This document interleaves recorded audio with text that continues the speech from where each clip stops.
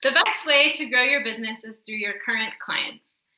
Think renewed contracts, additional services, and referrals. I'm Elizabeth Kingsley, a professional coach, and in this video, I'm going to teach you a powerful skill called active listening. This will help you increase your customer loyalty and build your business.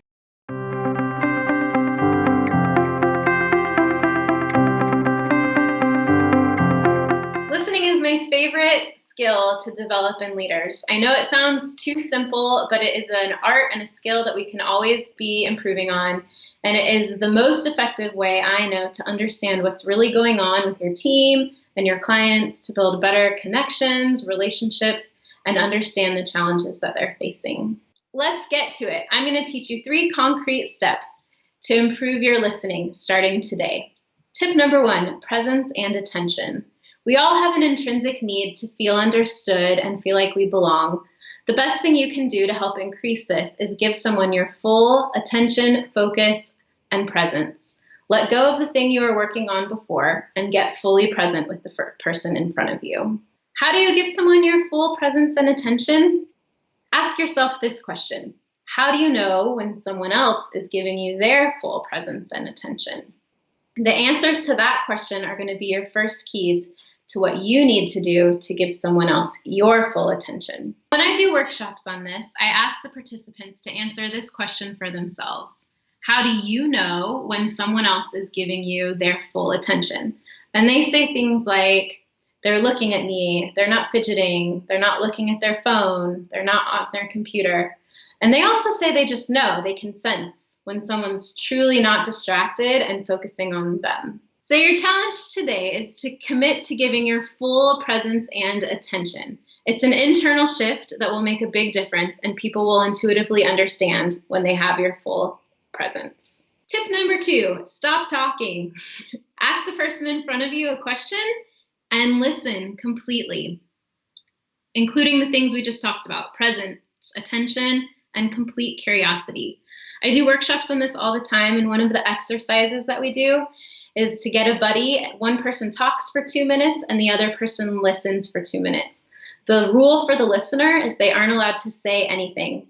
And time after time after time, the first time we try it, the listener cannot be quiet for 2 minutes.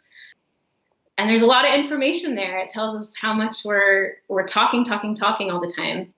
And if you can transform yourself into a person who can be quiet and give attention, even just for 2-minute increments, things will shift in your conversations with your clients. Here's what you can expect to happen when you stop talking.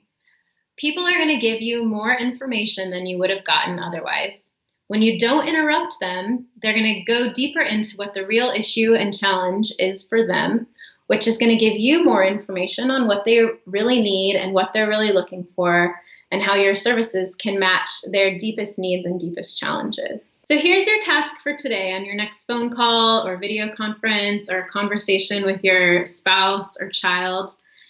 Stop talking, don't interrupt, don't make assumptions about what you think's going on with them, and let them finish completely their thought and get to the heart of what the real challenge or issue is for them. Tip number 3, perceive the person as capable. Of all we've talked about today, this one is the most internal shift you need to make.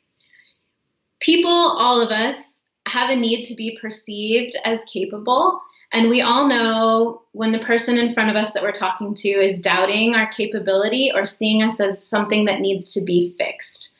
So your job as the listener is to get out of that mindset of the person in front of me doesn't know what they're doing, they have something wrong with them, and into the mindset of this person is capable, creative, resourceful, and approach your listening from that inner place of perceiving them that way. I promise you, making this internal shift is going to transform your relationships and connections with people. One of my favorite quotes on this topic is from Nancy Klein's book, Time to Think. People shine not in the glow of your charisma, they shine in the light of your attention for them. It is from that they can see their own brilliance. They shine when you remind them that they matter. There's a lot more to be learned about active listening, but this should be plenty to get you started. So get out there and practice happy listening And if you'd like some tips on coaching sales teams, you can go to this video right here from my colleague, Sarah Graves.